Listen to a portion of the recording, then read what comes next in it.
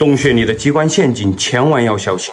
这是一个能够轻易让人有去无回的防御堡垒。90年前坑爹的设计让人不寒而栗，陷阱的独特地势差点让我们从此停更。当放神下入骇人深坑，坑底景象才是我们噩梦的开始。这是看一次就少一次的探险实拍，户外小北又要开始大呼小叫了。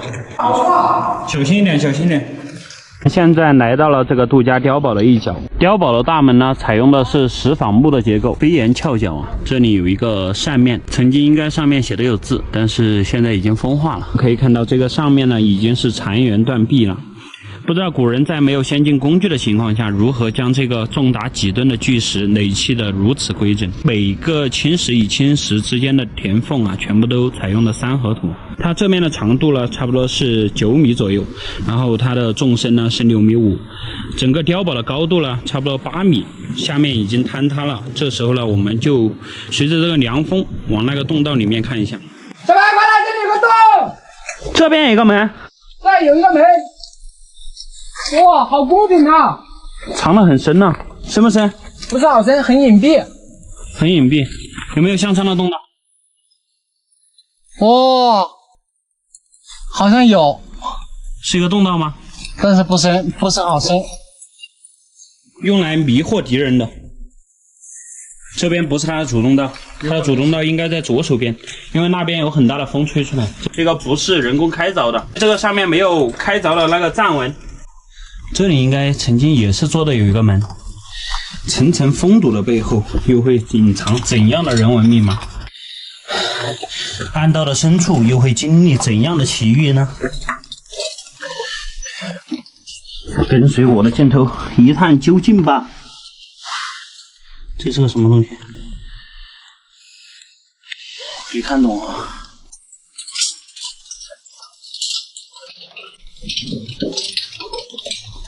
这边就有开凿的痕迹，但是上面已经附着了有这个钙化物。洞腔变得很大。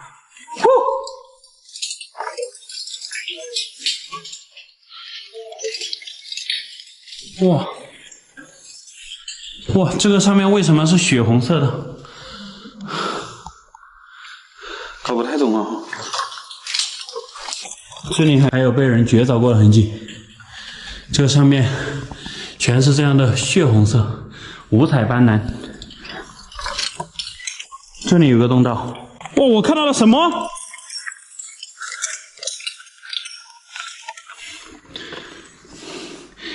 这是现代产物，一把生锈的刀。这个上面有2个字，是被烟熏出来的。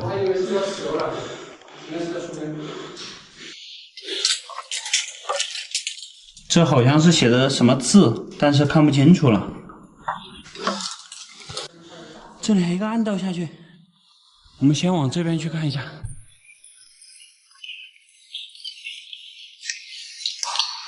上面开始出现钟乳石，有个地下室，看一下，一下去就2、3米高，可以徒手下去，很漂亮的钟乳石。我从这个上面下来的，他从暗道进来的，最后在这里呢连通到了一起。可以看到这下面好漂亮的亮闪闪的钟乳石，然后在这个左下方也有一个洞道，在我正前方也有一个洞道，四通八达呀，这真的是。哦，这个里面有瓦罐，看看。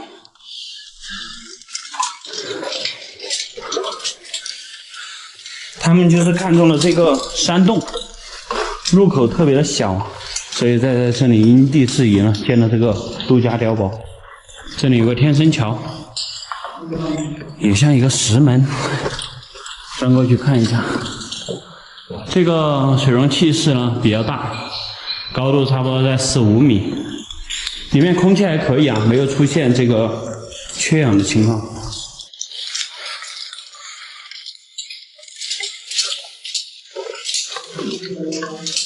到处都是这种非常狭窄的小洞道。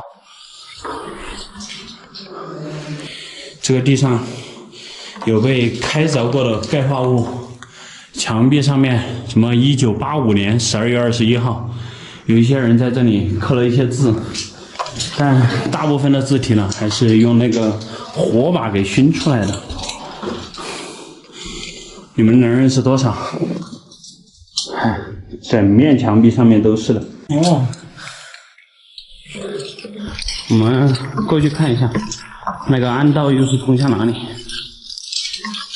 这里好像也有一个通道，这样下去的哈。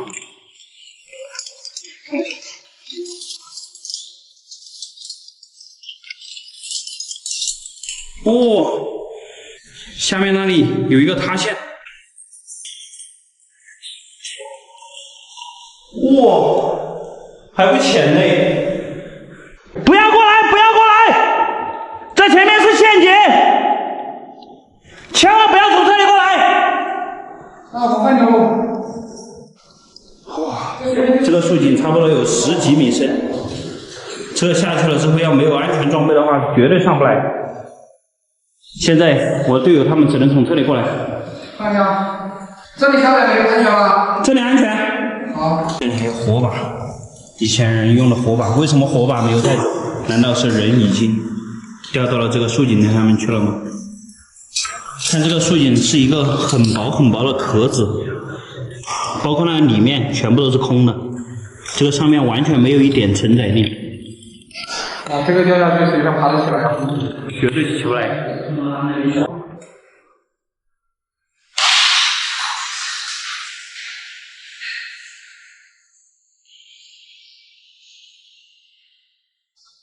我靠，还在下。不浅啊，这个。这里面说不定有人直接掉进去过。真的有可能。我们下去的话，很可能还会遇到那个骨头。有可能。搞吧。搞。做好安全系统。先锋户外孟少杰正在准备下降这个陷阱。看着深不可测哈，不要怕哈。有点虚哦。这有点怕哈。第一个下面有很大热闹的。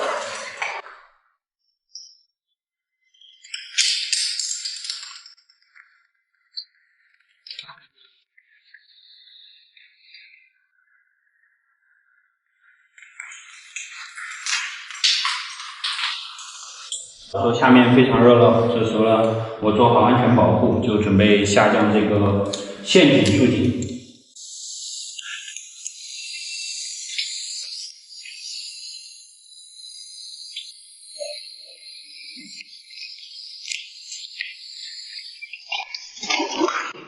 继续下降。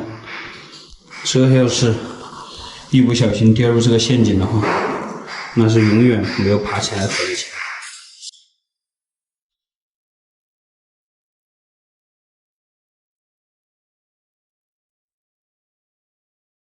我们从哪个方向降下来？这时候看一下，这个下降线路上面发现了一个非常小小的洞，但是有很大的风吹出来。很深吗？很深，这个这个石头看一下。但是有这个地方是最宽的。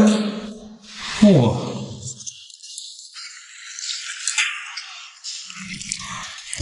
前锋还在下降啊，看一下这脚下有些什么，完全不敢下脚的状态。下面还很深哦。还很深，还有多深？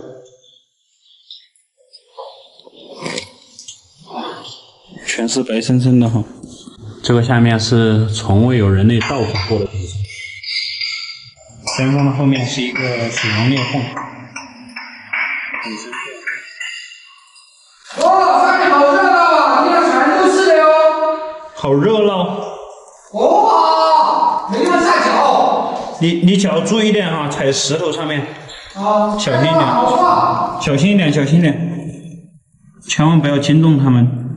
那，你看那条那里好多，那边也有，没地方下脚啊，这里好多啊。我们踩石头上面，踩石头上面。我的天呐！还有绳子上面。对，这里还有一根引绳。这个上面应该就是我们刚刚看到的那个小洞。哇，那个角落里面都有。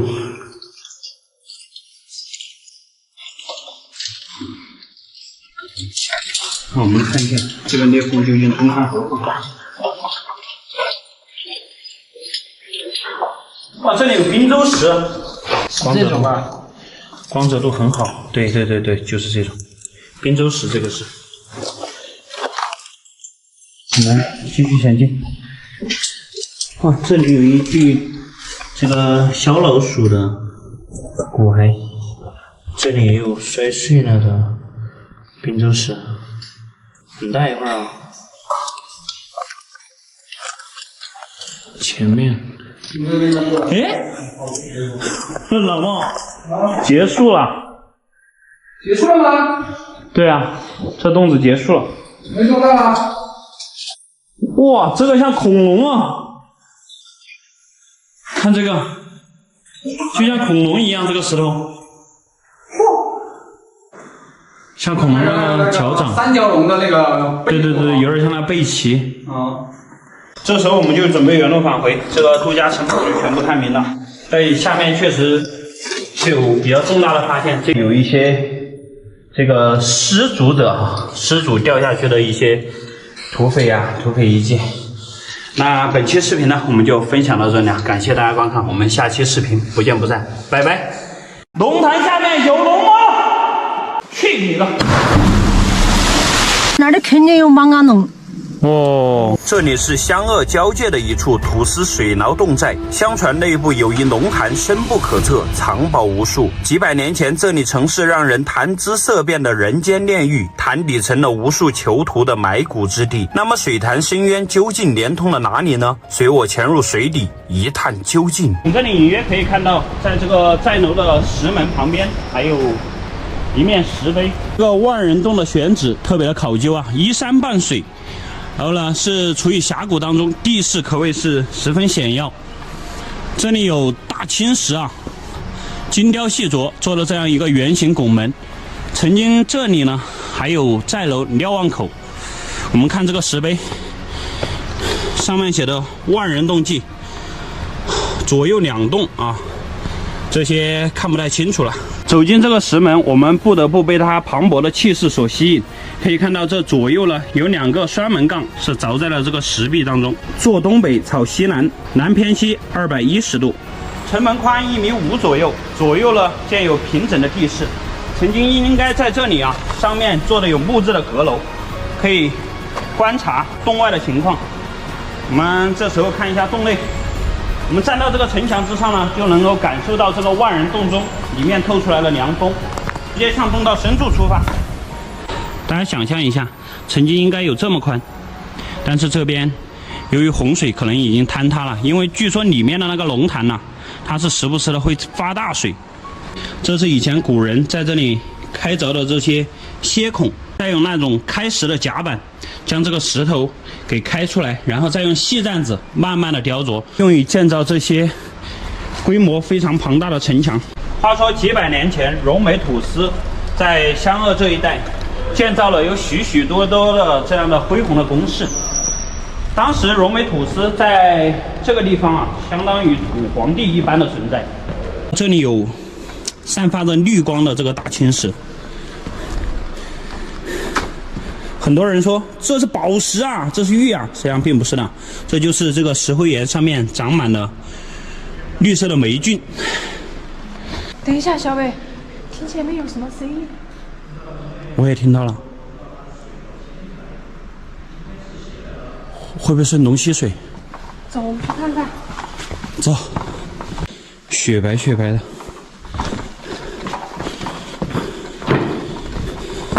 外面天气非常好，里面的石头呢，它却散发着阴寒之气。这里洞里洞外完全是两个世界啊！这里还有一个石院子。发现了龙潭！哇！我的天哪！看火门那个正上方，好壮观，像一棵青铜神树罩着这个龙潭。我们这时候就下去用水下无人机直接下入这个龙潭深处，看一下那个被淹没的水底牢笼是否真的存在？这个就是龙潭，溶煤土司当时建的水牢会不会就是这个水底呢？老规矩啊，我们投石问路。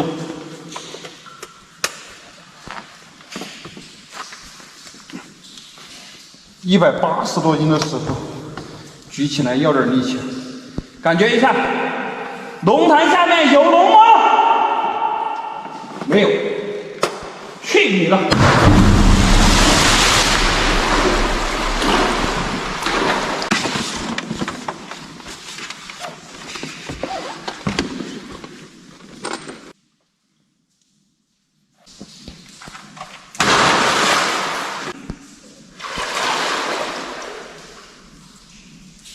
哇，下去的好快啊！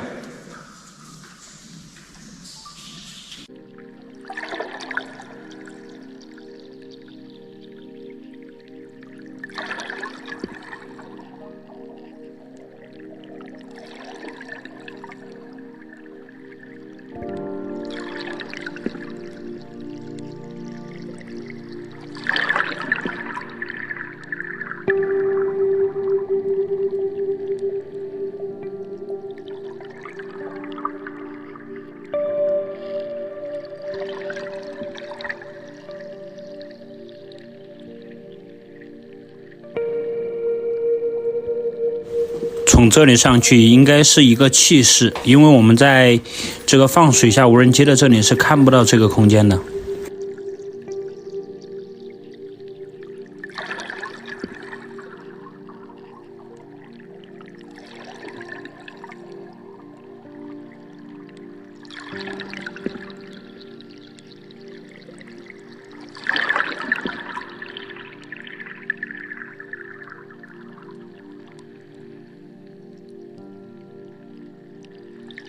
可以看到，我这时候水下无人机是开的最强光，但是大家看这个水面，是完全一点光都看不到了。哇，发现了乱石，发现了乱石！我们再继续下降。哦，这个龙潭应该是连通了地下河，才能保持这么长时间这个水位不下跌。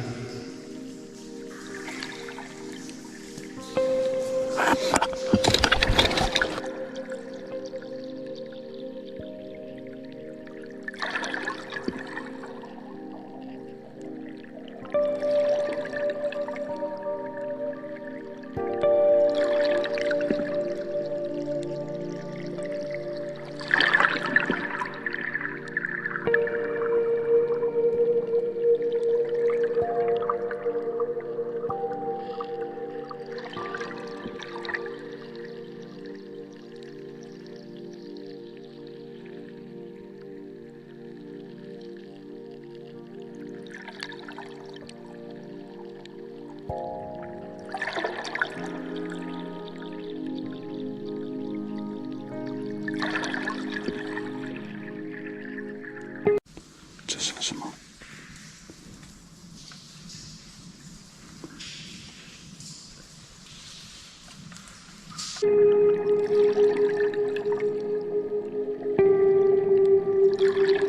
这里看到有城墙，这个是不是水牢？哇塞，好深啊！这里深度已经达到了10几米。看来这个水淹了不少遗迹在里面。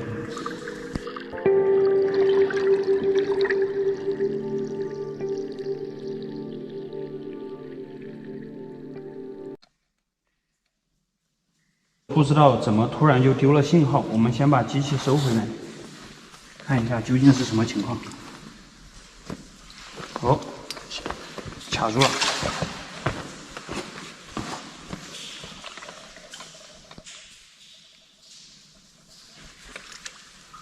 可能这个机器到了水底也有点害怕。我们确实在下面发现了一些疑似水牢痕迹的建筑物，究竟是不是溶煤土司建造的这个水下水牢呢？这个我们不得而知，只是说疑似哈。那这次的探索呢，可以说是非常的有意义。接下来我们把设备收起来，继续往前探索。看一下第2道石门那里还有一些什么遗迹。继续向这个洞道前进，看一下前面究竟通向何方。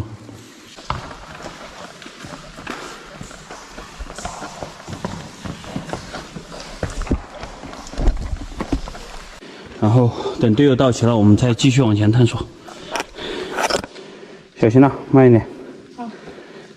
这里是个陡坡，然后这个洞道是往上去的，咱们继续前进。看这个石头上面，像龙鳞纹一样。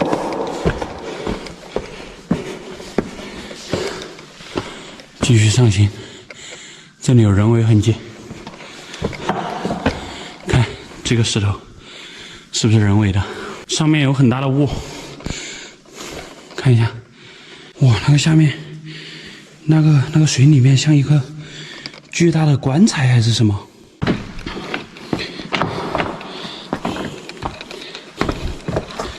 丢啊！1、2、3，对着那个棺材就去。咱们在这里发现了这个玉石。这一块儿。哦，这里也有。这个应该是骨头，这是骨头还是石头？来看。然后动到这么一直上去。咱们在这里发现了一个像火炬一样的水冲石，是不是像火炬一样？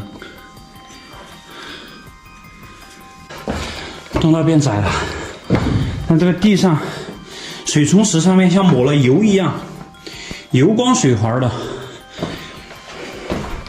火妹一马当先跑到最前面去了，我们继续前进。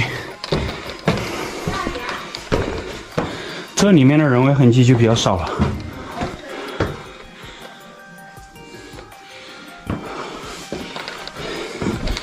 这边去了，咱们继续前进。这边全是坍塌区。刚刚从这个小洞这样爬上来，我们看这个洞壁上面好多奇形怪状的水冲石，然后它的洞道了又是向这个方向去的。我们继续前进。这里分成了上下2层吗？通的，是通的。哇、这里洞道变得很干燥，这里好大的风。这边是个盲洞，继续前进。小美，你看这些石头好漂亮啊！水冲石吗？对。哦，千奇百怪的。看这个，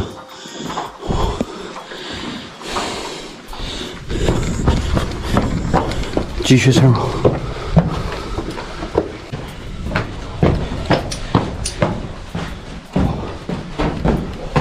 喂，什么情况？我哇，橡皮碰到头了。哇塞！这里。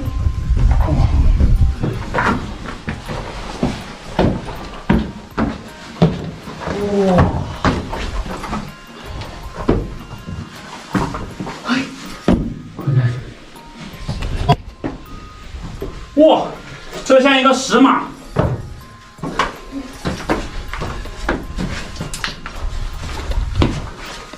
看这个，看这个石头，好漂亮。看这像不像一匹石马伫立在这里？看这个漂亮的水冲石。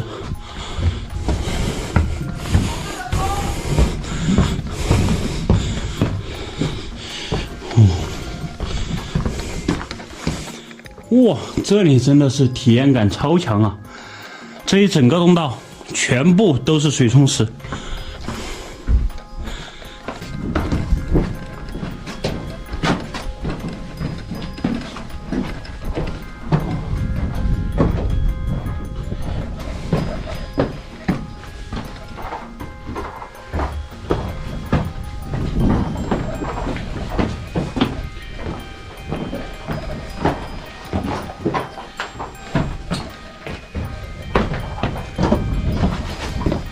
这条密道究竟会指引我们通向何处呢？这个洞壁上面有水松石可以攀附。现在我们过了这个潭口了，可以继续往洞道深处前进。全是这样的坛子口。吹火了。哇，上面有个万字符。小杨，我看到了。我们在这个坑洞里面发现了一根竹子，有可能是以前的人用来做火把用的了。看，对，也有可能是旱烟管。嚯，看这个，这是个灶啊！上面是通的吗？啊，看这里有烟熏的一个万字符。来，抓稳了，来，我提了。嚯，好猛啊！啊，小意思，才180斤儿。洞道变得平缓了，而且说话也没有回音了。要么就是盲洞，要么就是有出口了。因为这里基本上没有什么风流动。我分析这个下面是有洞道的，虽然说这是个潭口，那话不多说，我们直接下去一看就这才是被你填满了。哎呦喂，看到没有？我真的下去了。哇，这里真有洞道，真有洞道！消失了，你看，消失了。哦，人呢？小北。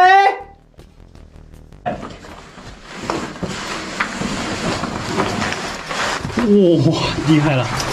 女孩子探洞是有优势的。看这个洞口，真厉害！哦，刚刚他就是从这边过来的。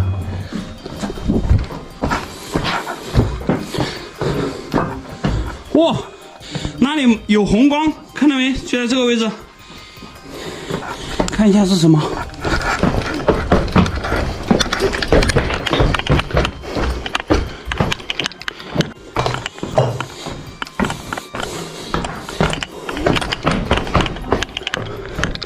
有光，夏阳，这里有光。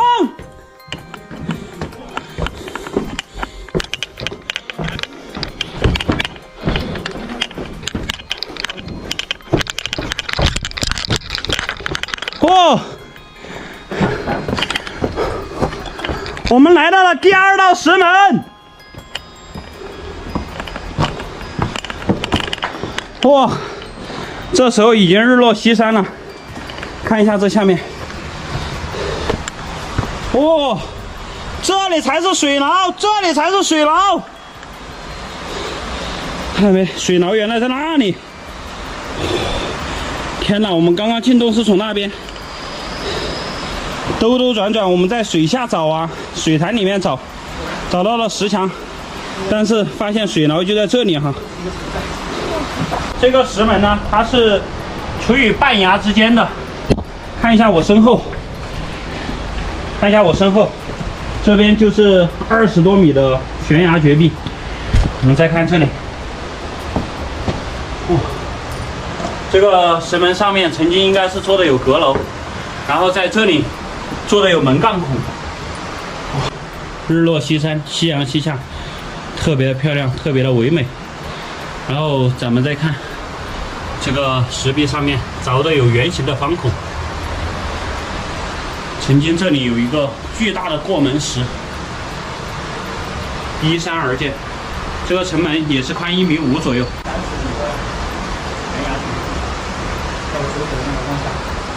依然是有建筑，那个东西应该才是水牢啊！你看这个里面，里面的那个空间呢，里面那个空间呢是淤进了一些沙石，以前应该不止这么深啊。现在是在这边建了一个取水的设施。这时候我们也找到了它的第2道石门。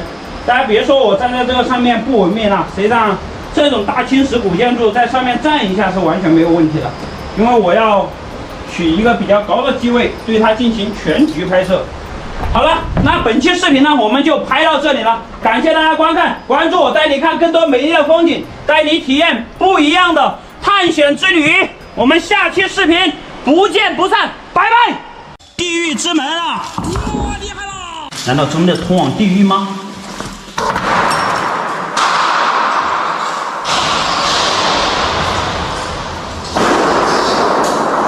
你相信地狱之门真的存在吗？坟地不闭眼，夜路莫回头，正午要绕道，不进鬼水洞。这是位于鄂湘交界的一处生命禁地。是会揣的乐器，弹琴子的这种高发，叮叮当当，叮叮当当。老人亲身经历的琴声，难道真的只是自然现象吗？当我们踏上鬼水洞探秘之旅，洞里一幕竟让我们所有队友彻夜难眠。洞口上面呢有一个水帘是倾泻而下，像一个水帘洞一样，这里特别的湿冷，感觉走到这个峡谷里面呢就让人不寒而栗。还有火堆。收到，请说。刚老人说在洞里面经常听到像弹琴一样的声音。那什么？那么可怕。对的，对的。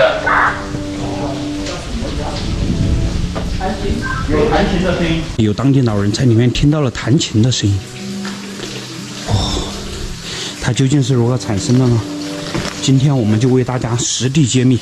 大家看这个石头的纹路，非常的奇特，看着像月牙一样。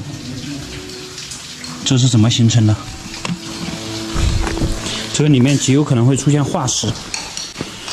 夏季的时候肯定有很大的水流灌进来。因为这所有的岩壁上面完全没有一点基土。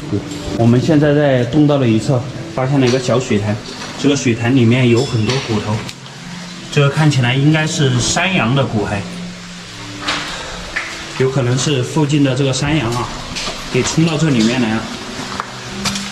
这里也有骨头，每个水潭里面都布满了骨头。这里是什么？继续深入。这个洞壁从这里来看的话，它是完全是由水溶形成的。洞道宽8米左右，高3米左右。然后再看这地上的石头是琳琅满目。一般这种从地表水冲进来的石头呢，都会有各种各样的岩层。如果是出水洞呢，它的岩层比较单一，一般都是变质岩呐、石灰岩这种。但是这里面就出现了很多玄武岩呐、石灰岩呐、变质岩呐等等。上游如果是有人养鱼，这些鱼呢冲到了洞中，就会变得非常巨大，有时候还会发出怪叫。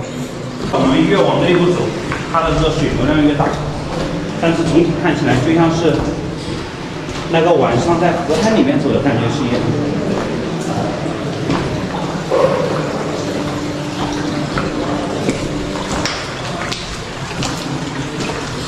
我要看一下这些水潭里面有没有鱼，尤其是洞穴鱼。因为目前我们国内发现的洞穴鱼这个品种很少，这个里面并没有什么人为遗迹，有可能古人根本就没有到这么深的深度来。上面出现了一个水溶的大树顶，现在是它的底部，在底部还能发现一些农药瓶子，说明这个树顶的上面是跟地表水相连的。现在我们就沿着这个水流继续向洞道深处前进。只要是个洞都是有尽头的哈，不要听它那个传说是鬼水洞，它就是个无底洞，实际上并不是的。出现了一个断崖，我们看一下，有2、3米高啊，这个要不深。高不高？当地人听到这里面发生雷鸣般的声响，有可能就是这个水流撞击岩壁的声音。这个时候呢，我们用安全装备继续下降，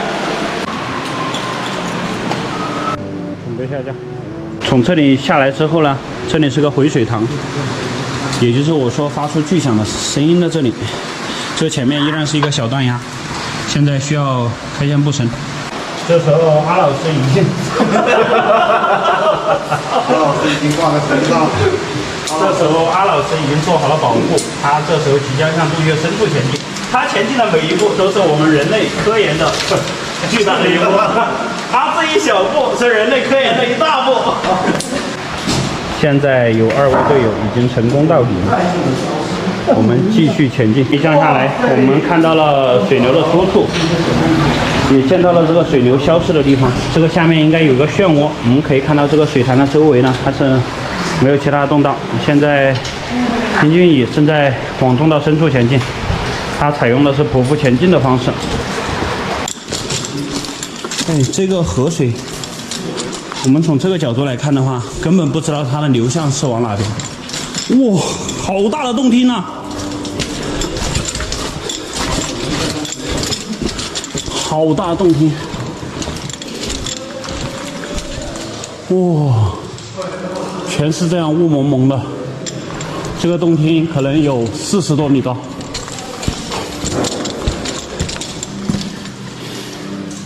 现在它的主洞道应该是往左手边去的。大家看，我在这个石头上面发现了古文字，这个难道就是鬼水洞真实的由来吗？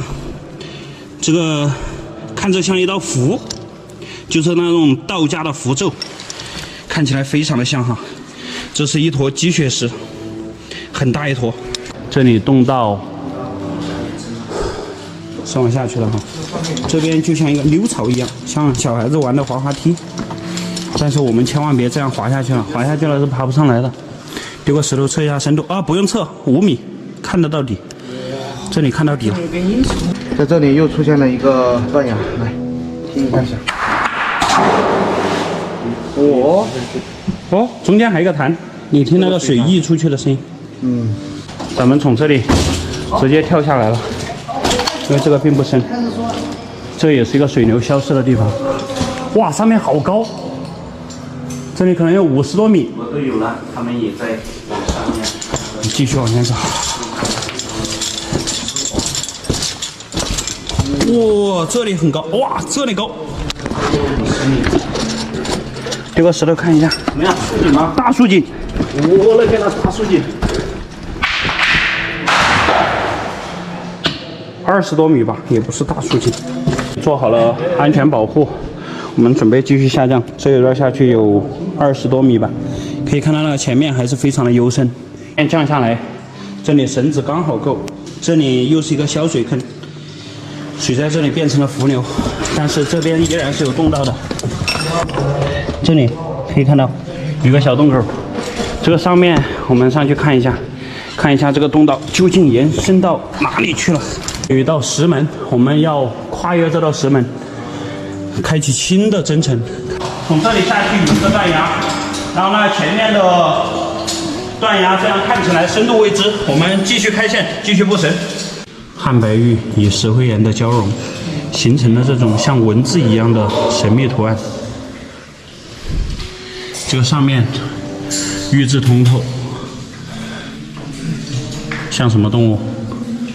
所有队员全部到齐了，我们这时候做好了安全点，准备继续锁降。看到我身后呢，是一个像腰子一样的潭。我从这里降下来之后呢，这个前面又是一个潭口，但是目前这样看起来还不知道它的洞道继续往哪边延伸的，我们只能继续前进。那边还不知道是什么情况，我们继续下降吧。什么情况，一哥？这下去黑漆漆的，看不到底。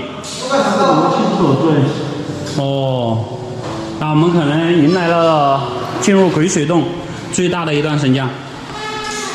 这里好像是有个暗道，这个暗道打光外面看得到吗？看得到。哦，那是相通的哈。对。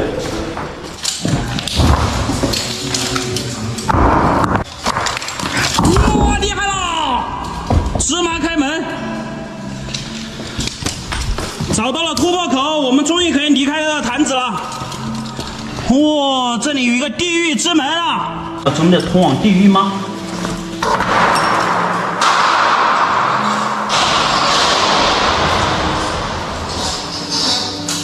哇，我感觉那个石头落到了阎王厅的正中心。我们就进入这个狭窄的裂缝。这个缝是非常的狭窄，可以看到。哇！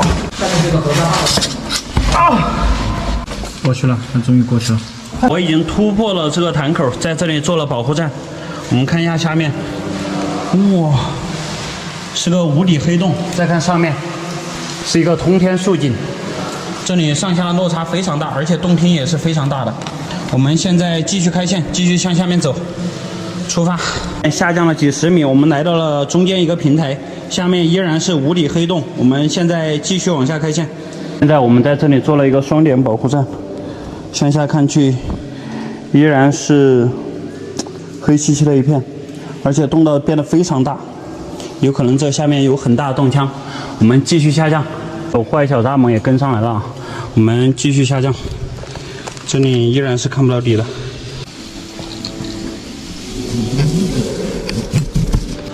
我们是从那个亮光的那个地方降下来的，哇，好大的洞厅呐！现在我们处于了这个阎王厅的底部，这个应该就是鬼水洞的最深处了吧？这边是采石铺路啊，这都是水流从地表带进来的石头。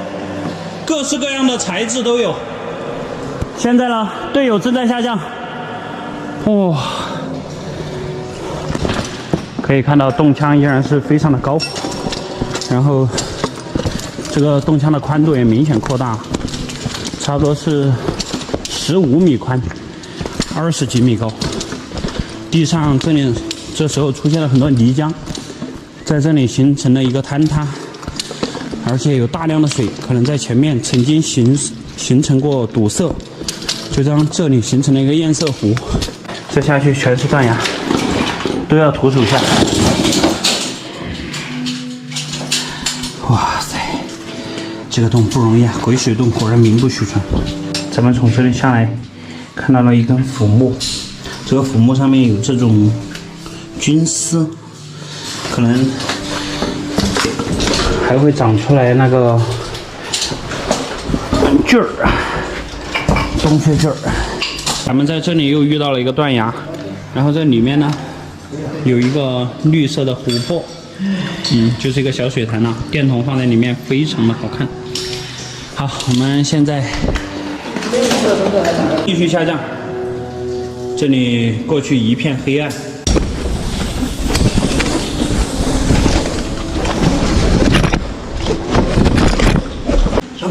啊！洞穴底下遇到蛇皮的，哇，真的？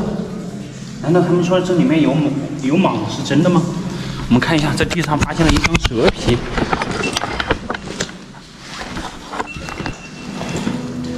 这个，而且这里还有这种小型植物，快看这里还有植物，这个是蕨类植物。在如此深的洞穴底部，居然还发现了生命的痕迹，而且还有一点翠绿翠绿的，太神奇了吧！过来了，过来了！看一下这前面，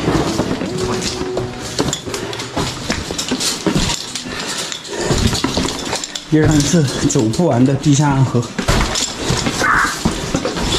哇，这时候已经收不到队友说话的声音了。哇，好大空间！洞穴大厅，我的天，好大，豁然开朗。这里可能有上100米高了。大厅的底部发现了一个布满了冰臼的水冲石，看这个上面，好多窝窝啊！说这种窝窝里面可能会有黄金哦。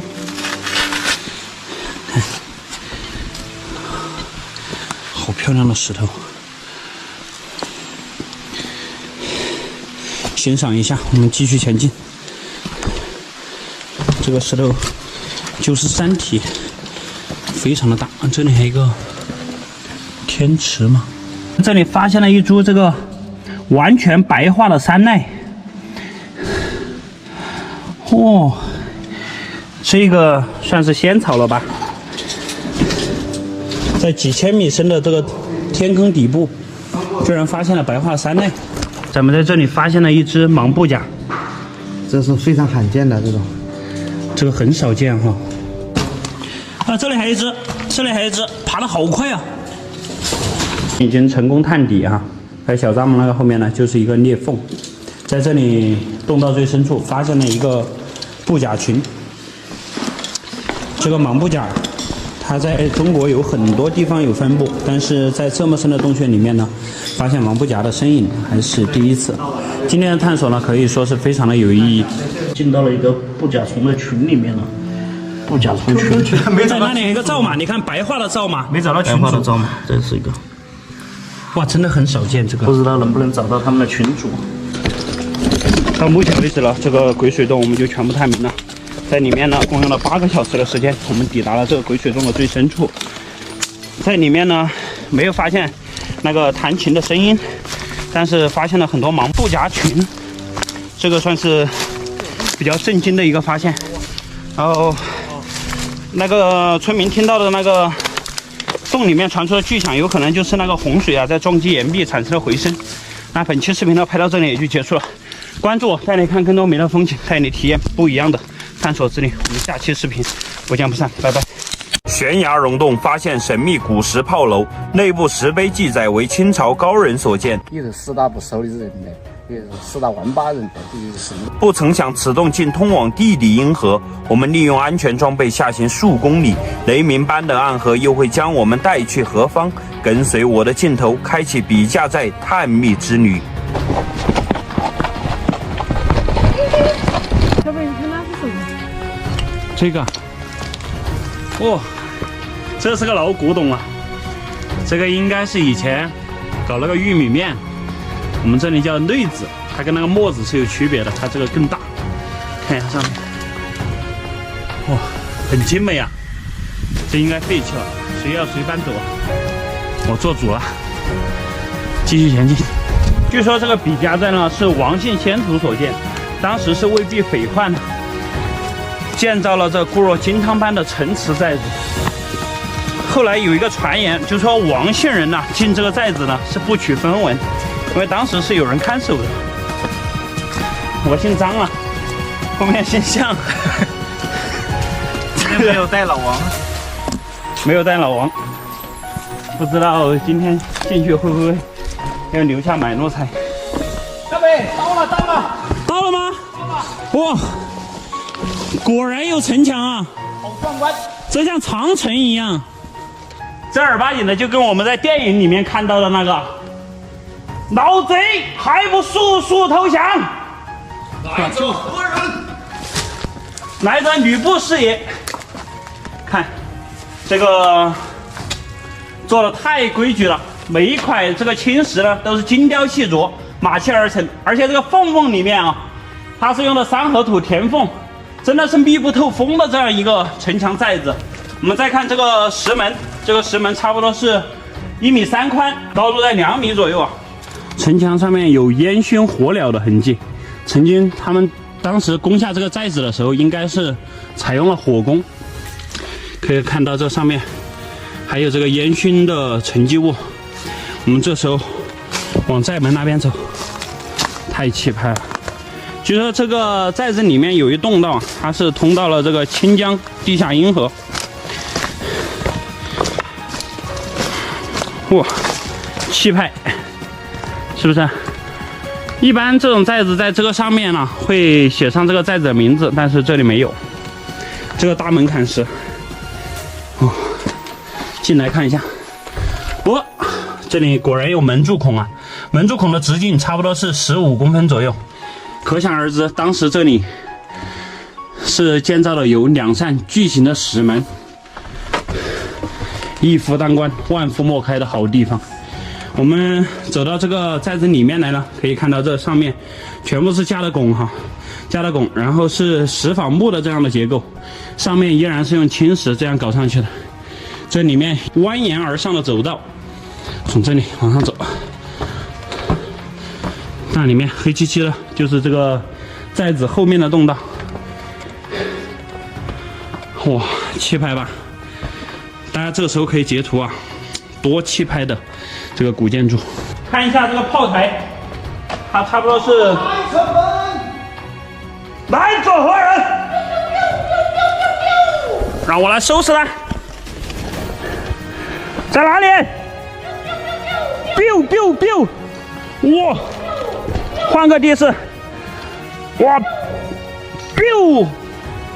真的是一夫当关，万夫莫开。它是里面整得非常平整，用2层大青石啊，让这里面的地势是填得非常平整。然后在我手指那个方向有一个碑，石碑，石碑上面有文字，我们去研究一下。我们研究完这个碑，再进到这个洞道深处去看啊。洞主王文林恐有兵荒，应该建造这个寨子呢，就是为了躲兵荒。王姓之洞不取分文呐，这个王老板还是比较大气的哈。这个后面呢是一些人的名字，大概是这个石匠李培孝啊，以及当时建造这个寨子的一些工人的名字。这边记载的有这个20千什么几十文呐啊，这个是记载的啊，每一项啊支出有多少钱。这边呢是记载了他的年号，黄清同治元年。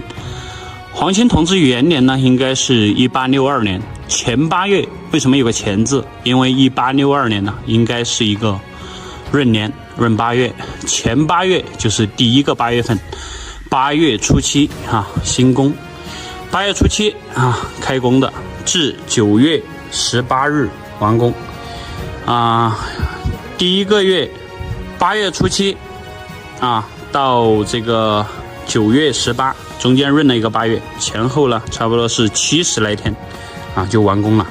如此规模的一个寨子，70多天啊就可以把它建造的如此规整。就算我们用现在的科技建造起来也是非常困难的。可以看到这石头呢都是重达1000斤，精雕细琢啊，码砌的非常规整，包括这里面一些圆形的方孔，这里做的木质的阁楼啊都是非常困难的。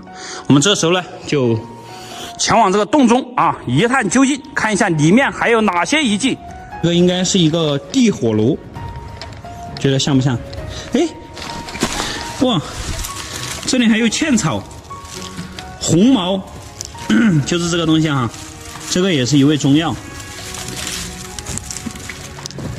这个大家见过吗？这个比较少见。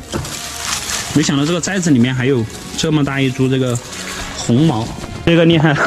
这个里面完全没有水，居然长了这个，哎呦嘿，这个前马草，这个有很多人都认识啊。这个颠颠，有人不怕死的用来烫火锅，我是不敢搞。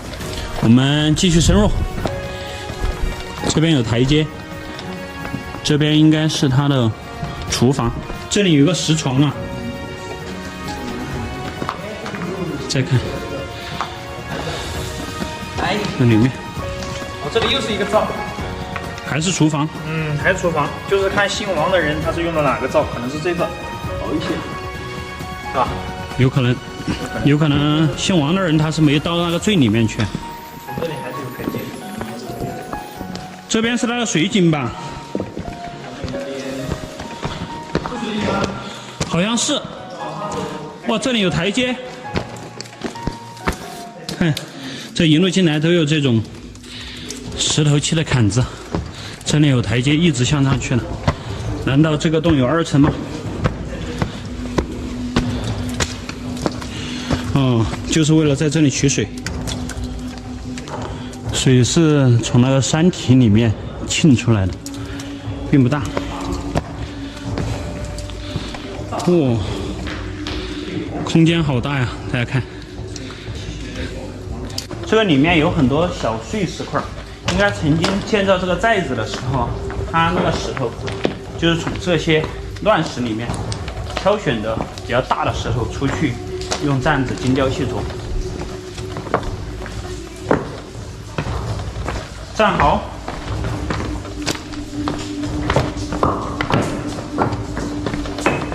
啊，哇，好大洞墙啊！这里一个水窝窝，从个缝缝里面出来的。对，这个寨子里面还是不缺水哈。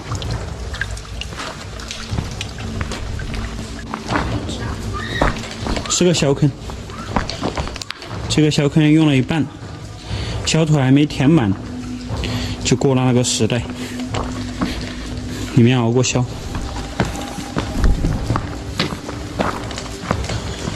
哇，好大的洞腔！这时候强光手电照上去，完全打不亮。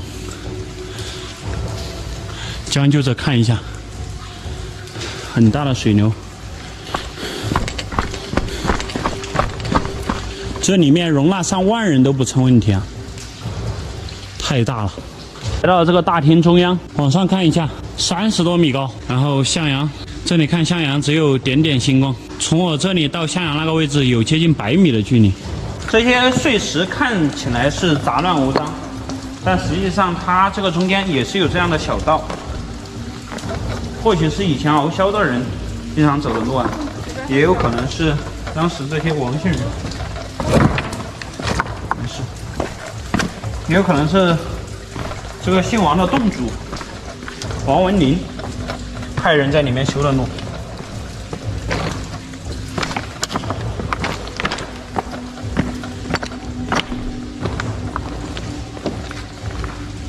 从这边过来，这个洞道变矮了，火门的左边又出现了一个大小坑，这里还有一个石床哈。这个肯定是床了，方方正正的。这下面是消池，这上面是消坑。也不知道这个敖枭和王文林建造这个笔架寨是不是同一时期的。前面有很大的水流声。什么？哇！天哪！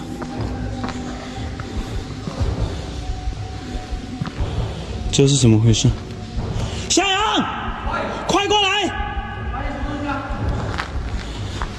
这里发现了好多这个人是蜡烛，然后有这个火纸，这是干嘛的？蜡烛被焚烧过的痕迹，看到没？到处都是啊！这里全是火纸，看。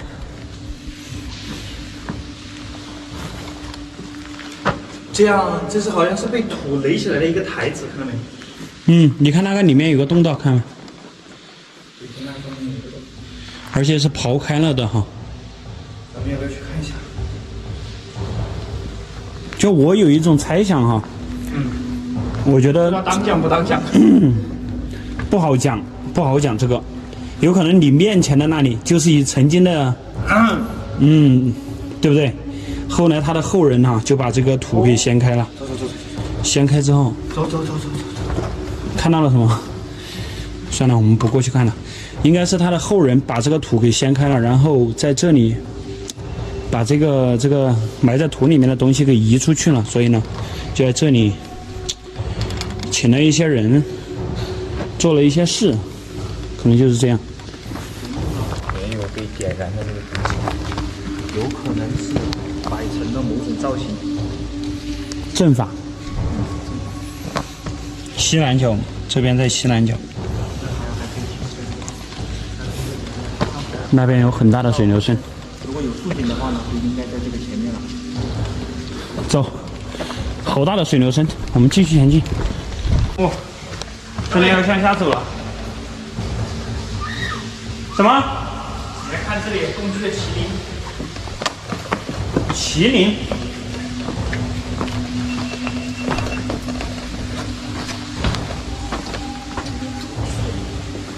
哇，你看这个，哇，真的像。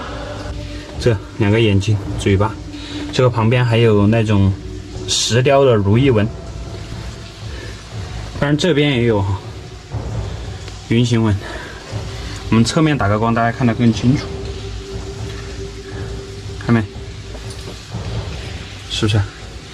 这边呢出现了一尊巨大的钟乳石，这个钟乳石还在发育当中。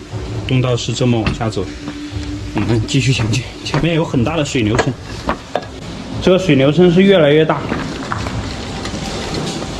前面应该是能通到那个地下阴河里面。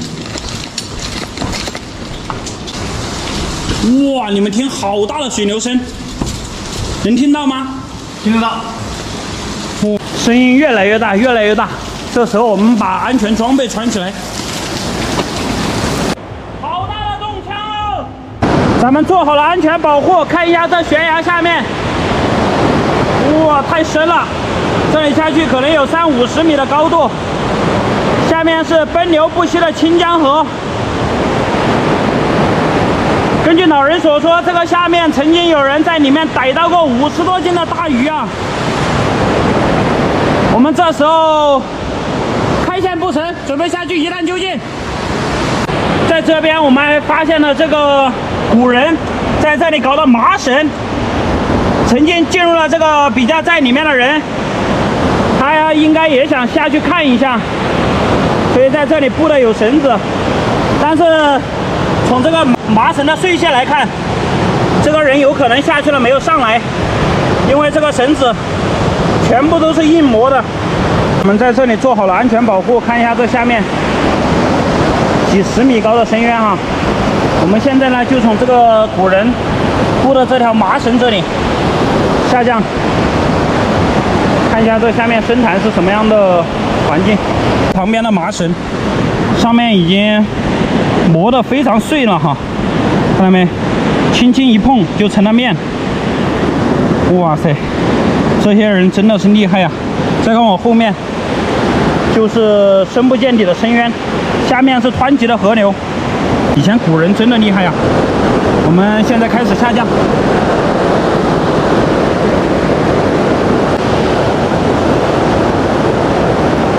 这以前的人是真厉害呀！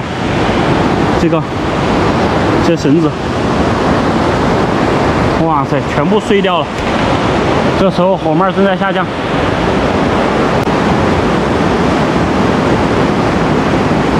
成功到底。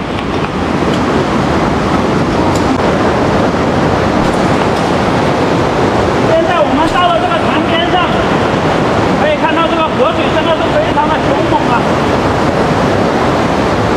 说曾经有人在这个深潭里面，搞到了50多斤的大鱼。哇！河水不知道有多深。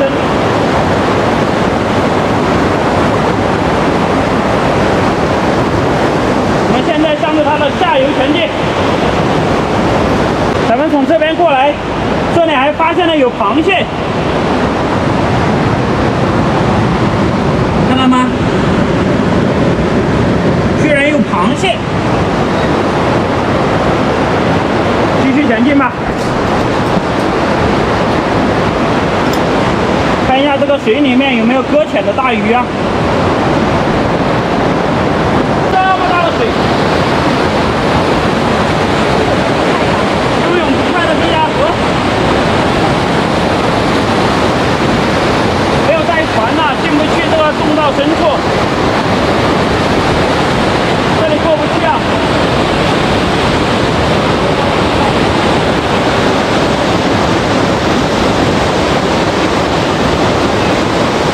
现在的位置是笔架带的最深处啊，这里是汹涌澎湃的地下河，但是这里过不去了，全是地下阴河。现在我们是做好了安全保护，所以站在这里非常的安全，也只能给大家拍到这里了。关于笔架带的传说，我们下次还会来探索。好了，关注我，带你看更多美丽的风景，带你体验不一样的探索之旅。我们下期视频不见不散，拜拜呀！小心闯洪水啊，走！丢。东西天坑过，脚感大多数。10人进入9不归，生离死别把命催。这处形似骷髅的小水深渊，千万年来的滚滚洪流进入这黑洞无影无踪。上世纪有法国探险队进入其中7天7夜，找到发光的石头和海带，引起周边村民强烈好奇。已经探到海底的还是？探到海底了，碰到有光。那么内部是否直通大海呢？我们受邀前往探底拍摄考察，意外发现瘆人一幕。这水里怎么会有人骨头？据说上世纪有法国探险队在里面捞出了海带，但是没有成功探底。这时候呢，已经来到了这个东大天坑的口面，前面有很多乌鸦在飞哈，不知道这是什么情况，应该下面有失足掉下去的野兽。快，向阳。户外小蚱蜢、户外平均蚁都在哈，马上开干。这时候咱们来到了第2平台，看一下这坑底。刚才我们下来的时候，有很多老娃子啊，直接飞上去了，不知道他们在下面吃什么。这里又做了一个保护站，我们开始下降。注意，我们在下降，做好准备。这是乌鸦最密集的地方，也是这个东大天坑的第3平台。我们在这里发现了一头大猪，应该是上面跌落下来的野兽，它们也在下降。我们看一下这前面还有多高，这一段哈，投石问路。哦，乌鸦喜欢吃土，50来米。这个天坑的口面像一个星星啊，还挺漂亮。做了双点保护站，准备下降这个黑洞。可以看到这个岩壁上面有许许多多的洞穴。那个西大天坑就是通过这个门洞与东大天坑相连的。下降吧，咱们开线来到了第5平台，这个下面就是河滩了。从这里下去还有60多米，注意安全，可以下降。专业运动请在专业指导下进行，大家千万不要模仿。所有队员已经全部到达了这个洞厅的第5平台，也就是这个阳光消失的地方。我们可以看到这个水流是自北向南流的哈，所以呢，这个天坑的主洞道应该就是那个方向。我们现在呢，就朝着那个方向继续深入，看一下里面海带究竟存不存在。走，开干了，兄弟们！我们来到河道，可以看到这地上还冲进来了一节，这是什么？钢管，这个应该是护栏的那个站管。下去全是这样的大石头，这个跟阎王沟非常的相似。我们从一个石头跳到另外一个石头上面。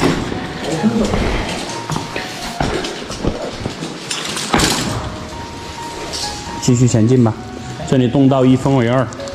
从这边进来呢，这里一个丁字路口，左手边有水流声，行军蚁是往这个方向过去了。然后右手边也有一个洞道，右手边小蚱蜢是跟这么去的。估计这边我们到西大天坑。我估计这个是西大天坑的底部，来去探索一下。这个洞壁上面还有裂痕，它还在发育当中。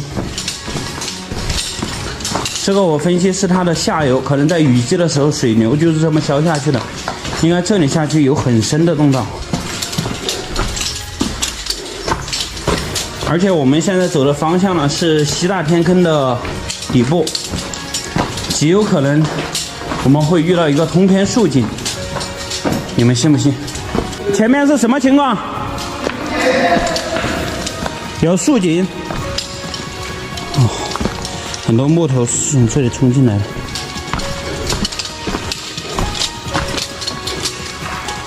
哇，挺高的洞墙。有点深呐，来看一下，看一下，啊，不要过来太多了，危险。有。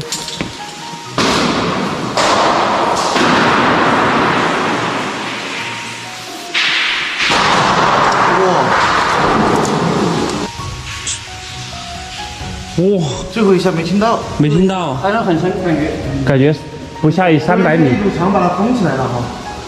洞道在这里突然向下。对，这时候啊，我们可能是要在这里做系统才能下去。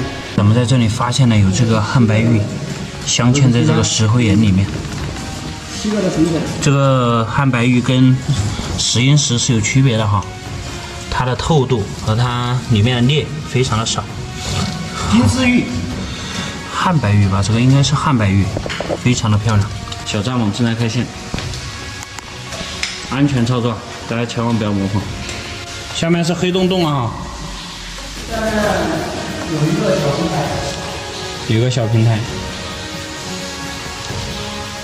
我们可以看到这仓库区所有的这个水量，全部都是消到了这个竖井里面，可见这个竖井的这个吞水量有多大。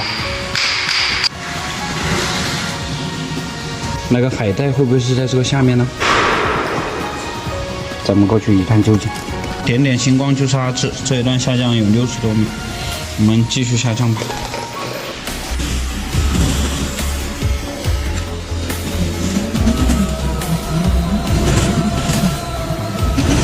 从这个上面降下来，这里是一个水潭，是洞道类的竖井第一平台。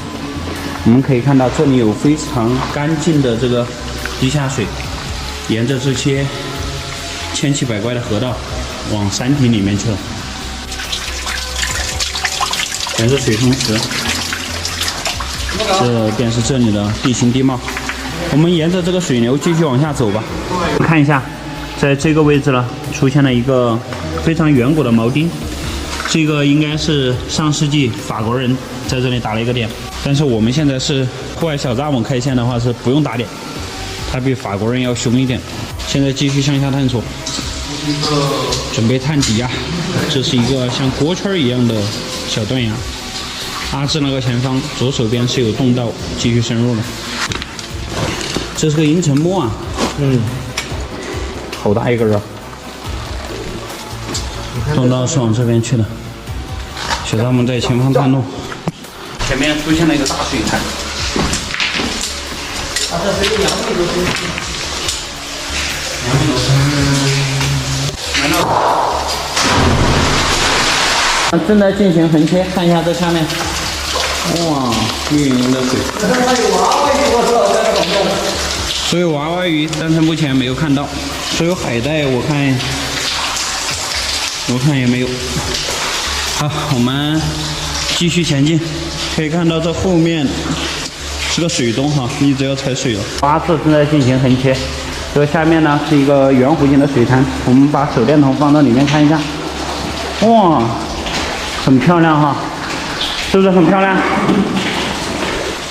这个好看啊！我从这里横切，这样过来了哈。过来之后呢？过来之后就板下来了。我们可以看到这前面非常的漂亮，这里也是一个小水潭，然后这边是连通到哪里呢？有一个有2股水汇合的地方，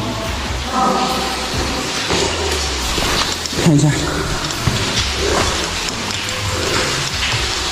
这里面有一些生活垃圾，说明这里的水系呢还是跟外面相连的。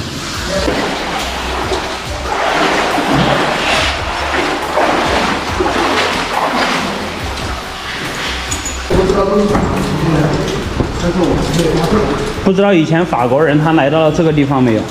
是的，但是我们还没有找到宝点。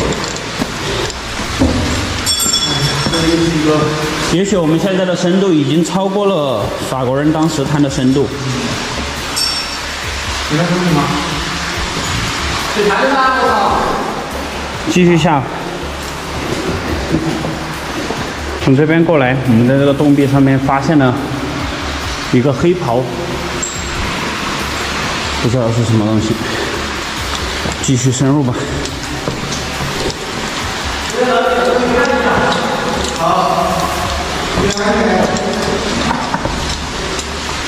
现在小蚱蜢去前面探路了，这里过去难度非常大。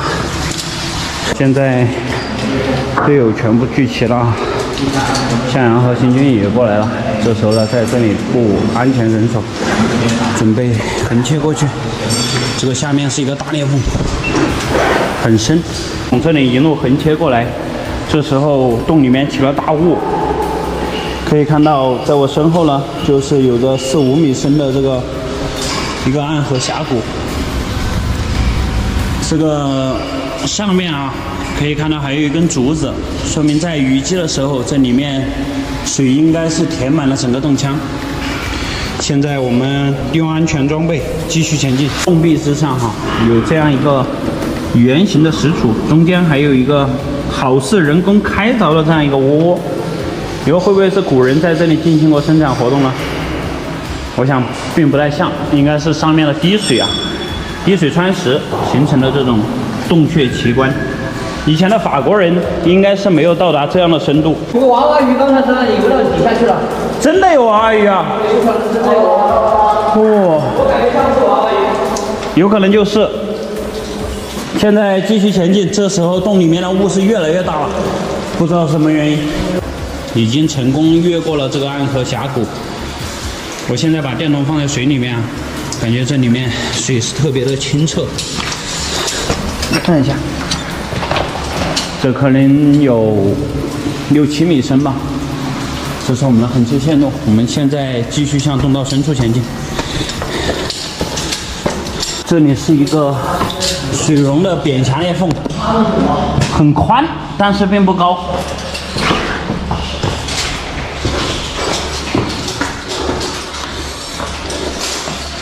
雾就是从这个里面冒出来的，这里到处都是这种叠潭。哇，好好看！一颗隐藏在地底的琥珀宝石。看一下，从我头上卡过去。哇，这个好看。哎，这要是从这里潜下去，从那里爬出来，好漂亮啊！就是有点深啊，这个有2、3米深啊，2米多深，2.5米左右。洞道是往那个方向去的，保持身体干燥，这样才不会失温。我们过去一探究竟。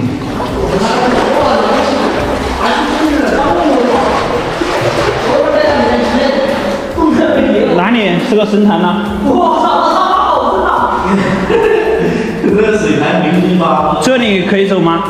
可以走，可以走。这里可以走哈？可以走过来。别骗我，我一下淹到脖子。我们看一下。在越过了这个水潭之后，哇，